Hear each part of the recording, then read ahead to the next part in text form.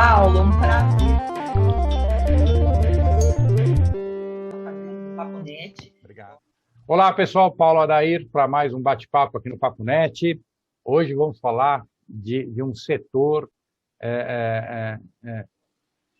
específico, mas também vamos falar de um conceito muito abrangente. Para isso, a gente trouxe uma pessoa que joga nessas duas pontas. Tem uma visão muito específica do setor de PET, né, de embalagens flexíveis, que é o Aislan Bayer, da Projeto PAC, mas que trouxe e que vem defendendo um conceito muito interessante de que o mercado de impressão ele evoluiu tanto, ele expandiu tanto em termos de qualidade, fidelidade, né, que os profissionais, os bons profissionais desse mercado, podem até ter oportunidades além do mercado gráfico. E o próprio mercado de impressão está indo muito além do impresso, do papel que a gente sempre teve como tradicional, né? Para quem, como eu, está há 40 anos no mercado e já ouviu muito lá no começo de que o papel ia acabar, de que o impresso ia acabar, de que a impressão ia acabar, e hoje a gente está imprimindo tudo, né? Até a impressão das coisas, né? Aislan, é um grande prazer recebê-lo aqui. A gente conseguiu marcar isso rapidamente. Você abriu sua agenda aí de uma forma muito rápida. Obrigado pela deferência aqui ao canal Papo Net. É um prazer recebê-lo, mas me diga aí, me fala um pouco dessa sua visão de como é que você está vendo o mercado, a expansão do mercado, esses novos horizontes do mercado gráfico. Bom, Paulo, primeiro, obrigado pelo convite. Acho que todos temos que prestigiar os poucos guerreiros geradores de conteúdo dessa indústria gráfica, que os resilientes, são poucos, os resilientes, né? são muito poucos. Tive a oportunidade de um dos meus primeiros artigos técnicos que eu mandei para revistas foram colocados na Publish, lá, não sei, já perdi um pouco a conta, mas eu lembro que uma das revistas que foi muito icônica. Uma revista icônica que eu lembro que eu mandei um artigo foi uma que tinha, inclusive, impressão digital, com dados variáveis na capa, tinha sorvete e o palito mudava o nome, fizeram um negócio, eu guardo até hoje o exemplar aqui. Sim, pioneira. Eu me lembro dessa edição, eu me lembro. Por volta do número 70, eu acho. Isso. Nós tivemos 129 edições impressas. Na verdade, foram 132 edições impressas. 3 edições foram da primeira editora que trouxe aqui para o Brasil, depois o IDG, que era quem representava o IDG americano aqui no Brasil, fez mais 129 edições. Ao todo, nós tivemos 132 edições. Essa daí foi mais ou menos no meio dessas edições. Olha aí, bastante, hein? A gente tem uma revista aqui também nossa, na área de embalagens flexíveis e rótulos, e a gente está na 82, né? Na edição 82. Então, eu sei o tamanho do parto aí, né? É fácil. Então, sobre essa visão que você... Com uma ressalva, pessoal, a dele ainda é impressa, tá? A Publish parou em 2014, mas a dele ainda é impressa. Ele é muito mais resiliente que nós. Não, eu não posso... A minha empresa é uma empresa de consultoria de impressão. Seria até um totalmente... antagônico, né? Fazer consultoria de impressão e ter uma revista digital. Não fala isso que eu me sinto constrangido aqui, porque a revista Publish deveria seguir essa norma. Mas você não está fazendo consultoria de chão de fábrica de impressão. Eu não posso me dar esse luxo, né? Não dá, é verdade. Sobre a tua pergunta, né? Se eu entendi um pouco da visão, acho que veio em cima daquela discussão que a gente teve no Ondas Impressas, exatamente. Sobre o escopo do profissional gráfico. Os limites da impressão, tá? Bom, essa de novo, né, como eu tinha falado até pro Hamilton e todos naquela ocasião, né, é uma opinião pessoal, não tem, eu acho que nesse momento as coisas estão todas em profunda transformação, né, e eu vejo que existe uma espécie de guerra, né, não declarada entre os sistemas gráficos, né? Então, toda vez a digital crescendo, porque ela entrega ela converge com algumas das tendências do consumo muito importantes, como a alta segmentação dos produtos, como a personalização em massa, os lotes reduzidos, né, o próprio desinteresse, digamos, econômico estratégico do cliente de produtos gráficos de não ter estoque, né, de ser uma coisa totalmente just in time. Então, o setor de digital vem crescendo e vem se discutindo na indústria gráfica até onde até onde vão os sistemas analógicos, né? Então, você tem alguns sistemas que perderam bastante share no mercado, fotogravura encolheu sensivelmente, letterpress praticamente desapareceu, dry offset se condicionou a um processo eminentemente utilizado na produção de tubos e bisnagas, e ainda já com digital bastante em voga. Offset vem numa espécie de contração também, né? Embora eu confesso que eu entrevistei a Silvia da Heidelberg e ela me abriu os olhos também para o fato de que parte dessa contração é o aumento da produtividade dos equipamentos, que realmente era um aspecto que eu não tinha levado em consideração. Mas, então tem essa espécie de discussão ferrenha entre qual o sistema prevalecerá, né? E eu particularmente acho assim que o maior inimigo, entre aspas, né? Inimigo é uma palavra forte, mas não encontrou outra no momento, para o impresso, é aquilo que deixa de ser impresso. Sim. Então, é o eletrônico, né? Então, você vê lá, o cara fazer tantas gráficas que viviam de catálogo, né, por exemplo, e de uma hora para outra, quer dizer, de uma hora para outra não, porque foi um processo gradual, mas catálogos foram migrando para PDFs, né? Você pega lá o pessoal que tinha nota fiscal, né, as grandes gráficas de formulário contínuo, isso virou nota fiscal eletrônica, grande parte do volume de impressos se reduziu a pouca coisa, guias de ruas. Então, todo dia, com a evolução tecnológica, especialmente nos dispositivos móveis, aí, né, nos smartphones, você vai substituindo partes do setor, né? E é uma dança de cadeiras onde algumas pessoas vão menos preparadas ou que não estão enxergando isso com o nível de acurácia e de antecipação que deveriam ter, vão ficando de fora do setor, né? Eu conheço vários, inclusive amigos meus que se formaram comigo no setor, na Theobald Nigris, que deixaram o setor, né? O setor vai ficando cada vez menor, mais consolidado e mais difícil, com mais pressão, etc., né?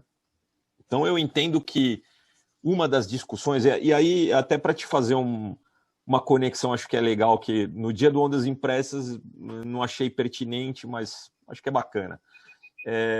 Eu tive uma experiência recente como diretor da ID Alliance Latin America, né? A ID Alliance se autodenomina um think tank global do setor de comunicação impressa, né? E quando o presidente, na ocasião que me convidou para assumir esse posto, né, e responder pela ID Alliance, né, do México para baixo, veio aqui no Brasil para poder fechar e assinar o acordo com a Projeto PAC, nós fomos almoçar e ele começou a contar um pouco sobre os objetivos da entidade, né? Entidade essa que, inclusive, o Bruno, que você mencionou, também tem uma participação forte aí. Teve uma participação forte técnica e que eu sempre sou muito grato. Bruno Mortara. Bruno Mortara, né? Então, nessa ocasião, o Tim Bakley, que era o presidente naquela época, ele definiu a ID Alliance não como uma associação gráfica convencional, mas como um think tank. Na ocasião, não ficou muito claro para mim o que era um think tank. Sim. E eu eu preciso entender, né? Se eu tô assumindo a diretoria do negócio, eu vou fazer a coisa nas coxas. Eu preciso entender o que é exatamente isso, né? E aí comecei a perceber que, pelo menos no sentido acadêmico da coisa, né? Se você vai pesquisar o termo, o vocábulo, você vê que é uma coisa que é um formador de opinião, um agente de transformação, né? E eu falei, poxa, interessante, eu não sabia que existia um agente de transformação, um pensador do setor de comunicação impressa. Então eu encarei isso como uma tarefa, né? E aí eu comecei a questionar e falei, poxa, a gente não está A gente está think tank no site, mas a gente não está discutindo as coisas que realmente precisam discutir. A gente está falando de curso, de padronização, etc. Mas eu não sei se essas são as questões profundas do ser, certo? Para a indústria gráfica. E uma delas, para mim, era exatamente essa. O que fazer com os profissionais que vão ficar de fora da indústria que está se contraindo? E aí eu comecei... A gente faz consultoria de impressão de uma forma geral, evidentemente que o setor de embalagens e rótulos é o maior mercado para a gente historicamente, foi de onde eu vim como profissional, né? Mas eu já fiz consultoria em praticamente todas as áreas de impressão que você possa imaginar. Então, desde o cara que faz móvel até o cara que faz painel solar, né? Uhum. E aí comecei a identificar, eu falei, poxa, nas primeiras vezes em que a gente começou a fazer consultoria para áreas tão fora do setor gráfico, como uma indústria moveleira, eu comecei a falar, poxa vida, o que um gráfico pode agregar para esses caras? E no decorrer da experiência de anos de consultoria, percebi que o que a gente pode agregar é muito, né? Então, na verdade, o gráfico ele tem um cabedal aí de conhecimentos muito versátil, né? Tipo o canivete suíço, né? Então, a gente tem conhecimento de cor, de reprodução de originais, de padronização, de controle de qualidade, né? Então, é muito mais vasto esse leque, né? E aí, comecei a tentar empreender dois movimentos dentro da Projeto PAC. O primeiro é, de alguma maneira, entrar nesses assuntos nos editoriais da nossa revista, como uma maneira de modificar o pensamento e, de fato, ser um think tank, né?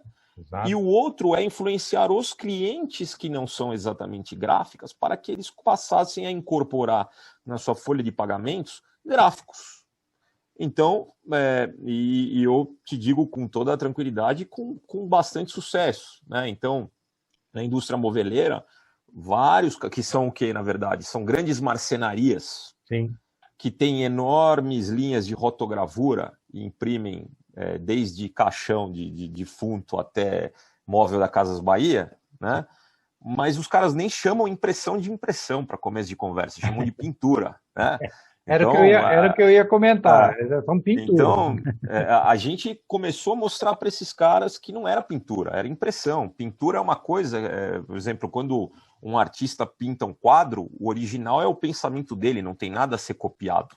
Exato. Agora, quando o cara imprime um padrão de mogno, ele está reproduzindo um padrão original múltiplas vezes. Sim. E para reproduzir um padrão original múltiplas vezes de forma fidedigna, ele precisa ter conhecimento gráfico avançado. Sim. Ele precisa entender a natureza do original, da saída, das tintas, do comportamento entre os elementos no processo. Então, eu comecei a mostrar que o setor gráfico, o gráfico poderia agregar para essa indústria.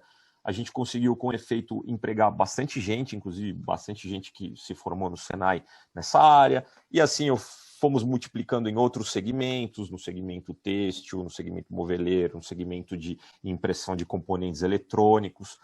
E eu acho que essa é parte da discussão, né? Então, falando como ex-think tank, né? Então, assim, no âmbito da ID Alliance, né? A gente falou, poxa, esse é o tipo de discussão que deve ser travada no setor gráfico.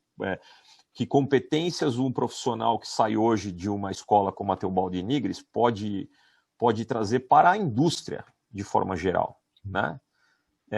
Parte dessas competências estão sendo supridas por profissionais da área da impressão da manufatura aditiva, do plástico, etc. Mas eu, particularmente, de novo, uma opinião minha, acho que tem um campo muito fértil de crescimento para o gráfico em outras searas, e o que é preciso ser feito é, entender quais são, e dois, criar um projeto de preparação acadêmica para tal. Né? Então também não adianta chegar e colocar um estranho no ninho, né? Colocar o gráfico tradicional dentro de uma indústria que não é exatamente o cerne da profissão, né? Ele precisa entender, ele precisa ter uma formação um pouco mais colateral, assim, né? Então, um pouco mais abrangente, né? Mas eu acho que até, pelo que eu tenho visto nos panfletos e nas comunicações que eu tenho com a escola, a própria escola Theobald Diniz já entendeu, já vem readequando, ou seja, é inexorável que esse movimento vai acontecer. Só espero que ele aconteça mais rápido do que avança a tecnologia digital e engole dia após dia parte dos impressos. Né? Eu acho. Mas a tecnologia digital, eu acho que ela vem, como você mesmo disse, ela vem atuando no sentido de fazer a personalização em massa, como você falou, né? A customização, né? O one-to-one, né? O um para um, né? Você poder atender, ou um para vários para um, e você poder fazer toda incluir essa inteligência, e isso aumenta o número de possibilidades do impresso, inclusive, né? Com os recursos digitais. E o impresso, ele continua sendo a base de credibilidade e confiabilidade de qualquer informação. Hoje, assim, a gente estava até discutindo agora há pouco que, né, blogueiro, quando se sente realizado como blogueiro, ele quer escrever um livro do blog dele, ele quer escolher as melhores postagens e transformar isso num livro, porque ele quer registro. Escrever a biografia dele aos 12 anos de idade, né? Exatamente. Essa é a questão. As pessoas ainda têm, e eu acho que isso não deve sair, né? Não deve sair, não deve mudar por um bom tempo. As pessoas ainda acham, o mundo real, ele ainda tem, a informação real ainda é a informação impressa. Né? Tanto que quando você fala de cuidados para não cair em fake news, a pessoa, mas tem algum jornal impresso que falou isso, quer dizer, para usar um trocadilho, né, de uma frase muito ouvida na minha geração, né, vale o que está impresso, né, que era uma frase que eu ouvia muito na minha adolescência, que era o vale o que está escrito, que era uma frase de bicheiro, na verdade, que era escrito nos canhotos do jogo do bicho. Claro. E vale o que está escrito, mas vale o que está impresso, ou seja, a informação real é aquela que alguém teve coragem, teve confiança para colocar ela impressa, porque depois de impresso não muda mais. Né? Isso aí, é indelével. É indelével, exato. A palavra é essa. Esse indelével. É o termo, indelével. A informação indelével, ela é impressa ainda, não tem como mudar. O cara não vai sair pegando na livraria ou na biblioteca e fazendo pestap de fake news em cima de cada coisa e cada cópia. Não, de fato, esse é um ponto, eu concordo plenamente, e aí, de novo, voltando à questão do think tank, eu sempre falo com amigos aí do setor, o próprio pessoal das ondas impressas, né? Que essa é uma outra discussão que precisa ser travada com bastante seriedade pela indústria gráfica mundial, que é a defesa da mídia impressa no âmbito da seguridade, da confiabilidade da informação num mundo tão fugaz da mídia eletrônica, né? Eu chamaria isso de escrituração da informação. Tanto é verdade que você tem, por exemplo, desde que surgiu a mídia eletrônica, surgiram termos totalmente esdrúxulos que nem o próprio George Orwell poderia imaginar, do tipo pós-verdade. Você imagina, não existia isso no mundo gutenbergiano, né? Tipo assim, outro dia, uma vez eu vi um artigo, não faz muito tempo, eu até vou procurar, vou te mandar o link, eu tenho certeza que salvei esse artigo, que dizia quantas tentativas de edição fraudulenta a Wikipedia tinha por minuto. Então, assim, você tem dois grandes riscos na mídia eletrônica. Não estou dizendo que a mídia eletrônica não é importante, mas agora falando dessa dicotomia impresso e digital, né?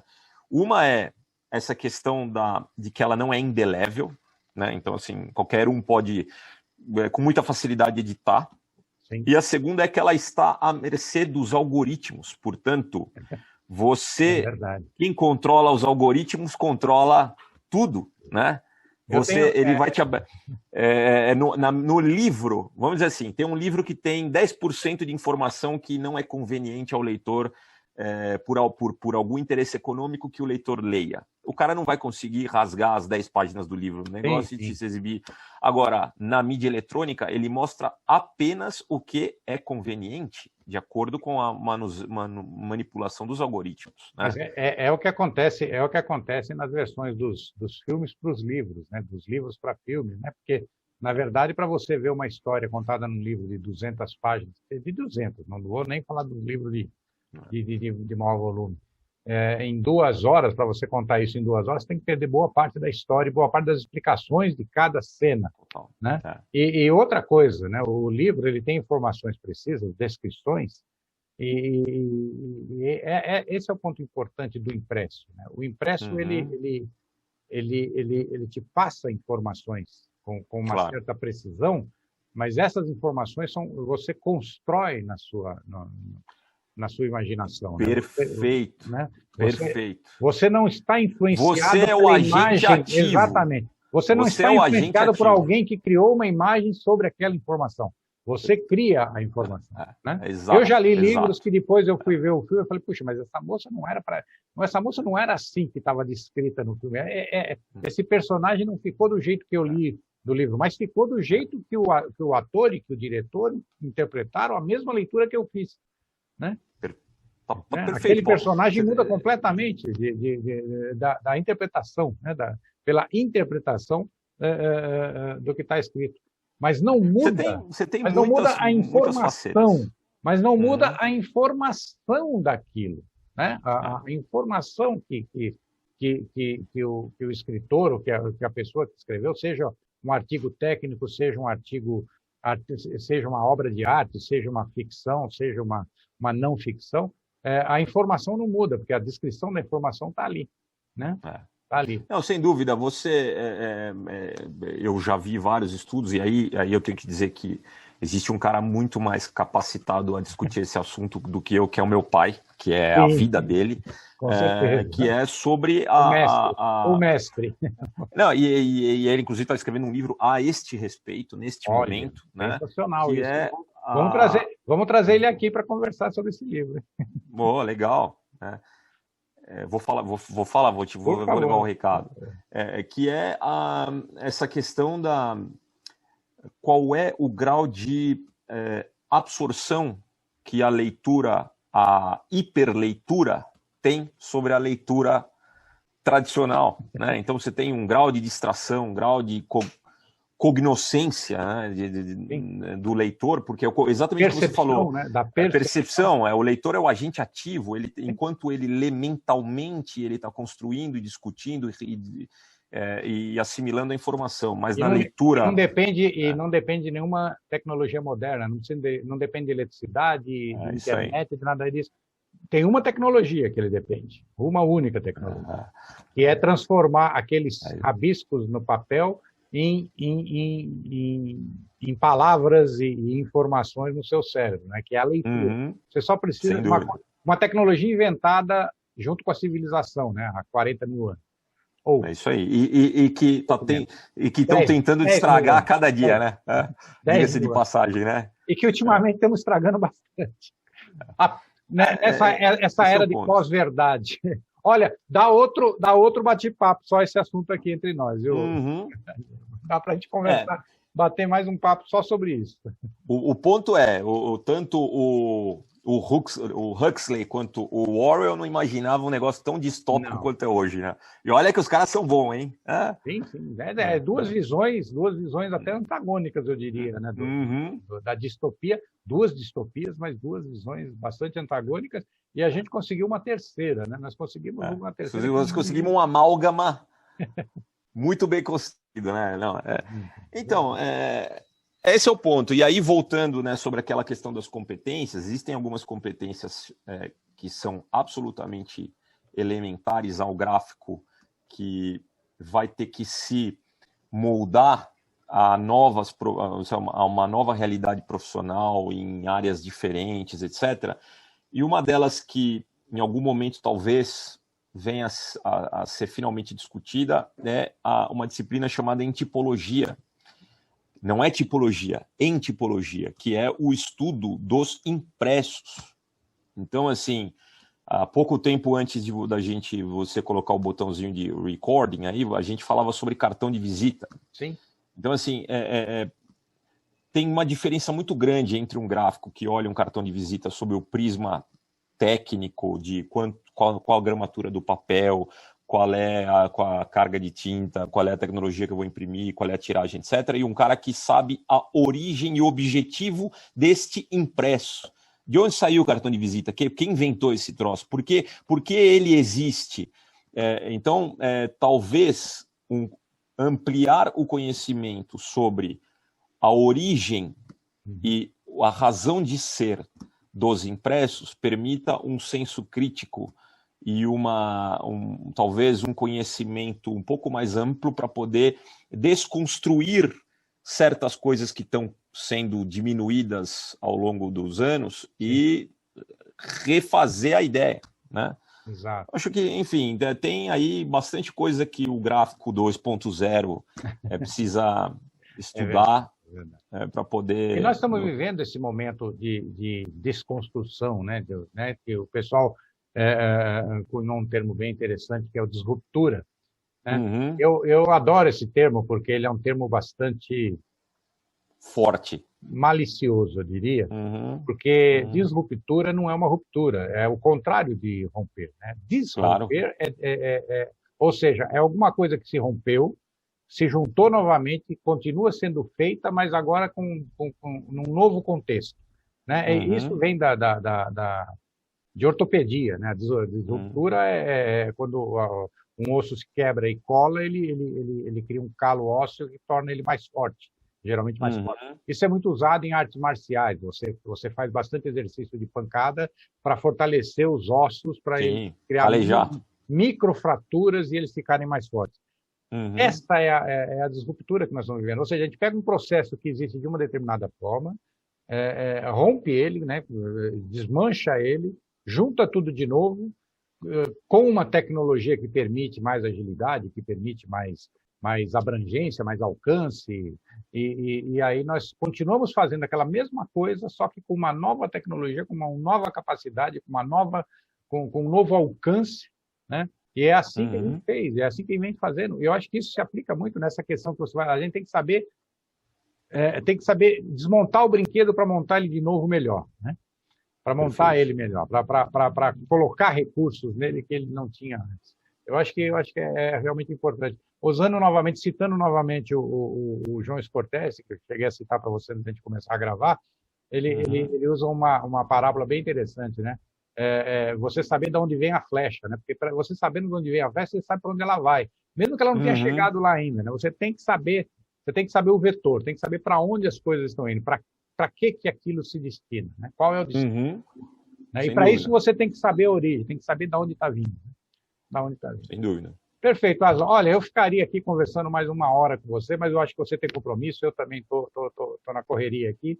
É uma pena que a gente não possa ficar mais. Vamos marcar outro bate-papo aí. Sem dúvida, tá? Sem dúvida. É conversando que a gente se entende, esse é o nosso lema. E eu gostaria de deixar aí o espaço para você fazer suas considerações finais para os nossos seguidores e agradecer mais uma vez a sua presença aqui. Não, eu agradeço todo o teu rol aí, teu séquito, né, de pessoas. E assim, eu acho que não tem nenhum local, nenhuma mídia, nenhum dia que a gente muda um canal, olha um texto no jornal ou, sei lá, na internet, que você não vê o quê? Reinvenção. O mundo está em uma transição como nunca foi, acho que talvez historicamente nunca se viu, né? Provavelmente muitas dessas transições, inclusive catalisadas pela própria pandemia.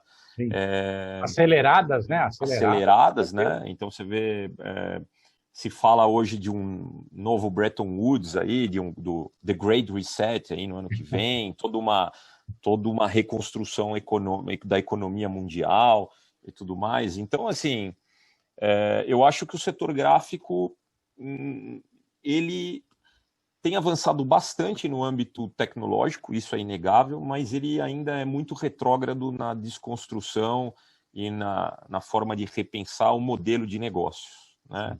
E aí eu vejo que existem alguns grandes valentes aí, a gente vê até toda a trupe aí da Ondas Impressas, tentando debater a questão do modelo de negócios, mas existe um item tão importante que, na minha visão particular, precede a desconstrução de um modelo de negócios, que é o profissional, sabe?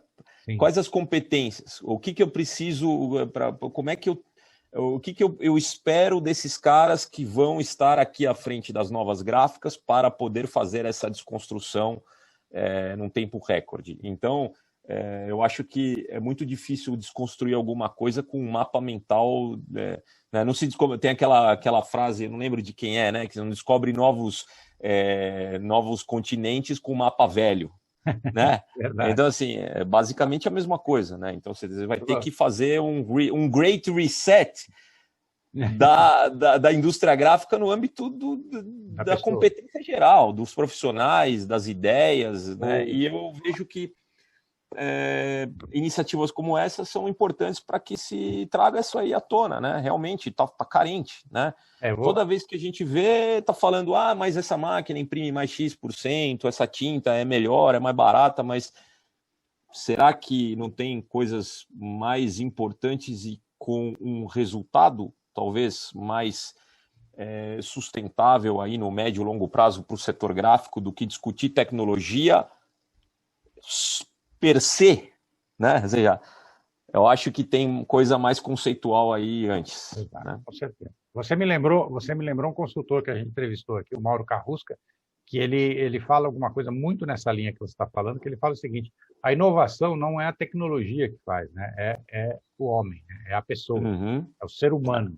Quem inova é o ser humano. Ele usa a tecnologia como ferramenta de inovação, mas se ele não perceber a inovação, ele não vai fazer a inovação, né? Se ele não perceber que inovação é possível fazer com aquela nova tecnologia, a inovação não acontece. Eu acho que é bem isso. O foco é na pessoa, né? Que, aliás, é uma coisa que vem se falando, vem crescendo muito essa consciência. Total. De que centrado no humano. É centrado. Tem que centrar no ser humano e não na tecnologia. Sim. A tecnologia é só uma ferramenta. É só uma ferramenta. Perfeito. E eu vou te dar uma virgulinha última. Vamos lá. Fica à vontade. Fica à vontade. Eu tenho um pensador de comunicação que eu gosto muito, né? Que é o canadense Marshall McLuhan, né? The Media is the Message, né? E nos vários, né? Nos seus vários livros aí, uma das ideias interessantes que ele apresentou lá atrás foi a questão de que mais importante do que a mensagem é o meio no qual a mensagem é propagada, né? Então o homem aquela história o homem inventa a ferramenta e a ferramenta modifica o homem, né? Esse looping. Sim. A pergunta que eu faço é: o homem que está imerso e que vive no meio da comunicação digital como o epicentro da comunicação humana está melhor do que o homem que vivia à mercê da mídia impressa? No que ele melhorou e no que ele piorou? Sim. Será que dá para deixar todo mundo só na base do digital? Ou talvez algumas coisas estejam piorando, como, por exemplo, o lance da fake news? Sim. Né? Lidar todas as notícias dentro de um ecossistema tão fugaz quanto a mídia digital dá bastante margem para esse tipo de comportamento. Sim. Então a mídia transforma o homem, né? Sim. Assim, por causa desta facilidade, aumenta a propensão de fazer isso. Sim. Então acho que tem certas coisas aí que precisam a mídia, inclusive, eu acredito, inclusive, que a mídia, a era da informação, como nós chamamos já desde do final da década de 90, né, do início da internet, vamos chamar assim, ou da popularização da internet, que na verdade a internet veio da década de 70, mas a popularização, a democratização da internet na década de 90, ela trouxe, ela reviveu aqueles feudos de informação que o livro tinha matado, ou tinha desmontado, desmembrado, no século XVI, né? Uhum. Os negacionistas da ciência, lá do século XVI, os terraplanistas, os Uhum. criacionistas e tantos outros que, por não ter uma informação disseminada como o livro permitiu no século XVI, que inclusive fortaleceu a Renascença, depois veio o Iluminismo e por aí vai, Uhum. acabou. E passamos aí quase 500 anos na era da, digamos assim, da ciência, Uhum. do conhecimento comprovado, né? E aí Uhum. veio a internet e liberou, né? E aí todo mundo virou dono da Da informação, razão, todo mundo. da verdade. E aí surgiram novamente aqueles que podiam se isolar, porque agora, como todo mundo é dono da informação, todo mundo pode se fechar num Sem dúvida. determinado feudo de informação, vamos chamar assim, para E a voltar, comunicação ganha para um efeito voltar, rebote. exatamente, para voltar lá, para usar um termo da Idade Média, fecharam novamente os feudos, e aí começou a surgir a polarização brava, né, como nós conhecemos hoje. Então, é possível hoje, no meio de tanta informação, ter gente que acredita, Uhum. que desconfia totalmente da ciência. Tem gente que acredita totalmente no criacionismo, pessoas que entram para o ISIS e vão lá e se matam por uma causa que eles acham que é válida. A Uhum. informação muito disseminada, esse volume gigantesco de informação, fez com que que algumas pessoas que tiveram mais dificuldade de assimilar tanta informação e saber o que era verdade ou não, que focassem num ponto só. Num ponto Uhum. que era mais agradável, que era mais conveniente para explicar a sua realidade, as suas frustrações até, e aí se fecha naquilo ali e se ancora naquele núcleo de informação. E como existe muita informação de todo tipo, só naquele Uhum. núcleo já tem muita informação capaz de convencê-lo. E as pessoas entraram nisso. Então, como você disse, a mídia, essa tecnologia realmente mudou muito. E eu Uhum. atribuo a essa era da informação essa questão da polarização tem tudo a ver, porque, inclusive, nós fizemos um seminário, vamos fazer uma nova edição do seminário, você está até convidado a vir debater com a gente, porque tem muito desse assunto, que nós Uhum. chamamos de Gutenberg a Zuckerberg. É um seminário que tem esse título. O Oh, subtítulo é, muito, muito bom. o subtítulo é Do Livro à Live. Né? Do livro à Legal. live, porque é exatamente isso que aconteceu. A gente saiu do Uhum. livro, que era uma fonte, como é que se diz? Uma fonte, uma pedra angular do conhecimento, o livro, Perfeito. tá? Uma pedra angular do Basilar. conhecimento, inquestionável, para uma Uhum. live que é totalmente individualizada, uma pessoa ali, Uhum. mas que essa uma pessoa, como diz o Essa de Queiroz, pode falar para todos os outros, né? Uhum. Pode ter seus, né? Ou como diria Andy Warhol, pode ter seus 15 minutos de fama e falar com Uhum. milhões de pessoas, né? Falar, Sim, não está mais só falando como Essa de Queiroz, não está mais só falando no boteco, está falando para o mundo, né? claro. E nós estamos gerando isso. Essa polarização é fruto da própria tecnologia, como você mesmo disse. Eu acho que essa sua Uhum. percepção é extremamente válida. E olha, está convidado desde já para vir debater com a gente na próxima edição de Gutenberg a Zuckerberg. Bom nome para o seminário, hein? Gostei. Ah, Tá bom? beleza, Paulo. Obrigado. E Pessoal, nos vemos lá, então. ok. Pessoal, esse foi Eisenbayer, tá? Da Projeto PAC, né? Que veio aqui para falar de um assunto muito específico, mas acabamos filosofando aqui, fazendo uma verdadeira aula, uma verdadeira discussão filosófica, transcendental, Total. disruptiva, né? E se vocês gostaram, acharam interessante, acharam coisa, se você achou que eu falei muita bobagem aqui também, pode meter o pau, critica aí, escreve aí nos comentários, né? Manda eu calar a boca de vez em quando eu falo demais também. Mas digam aí onde é que a gente está acertando, digam o que é que a gente está errando, para a gente poder melhorar cada vez mais o nosso canal. Se ainda não se inscreveram, se inscrevam no canal, ativem as notificações ao se inscreverem para poder ser avisados dos próximos bate-papos, das próximas lives que nós fizemos aqui. E como eu sempre digo, somos uma sociedade colaborativa. A humanidade é colaborativa. O fruto dessa colaboração é a civilização.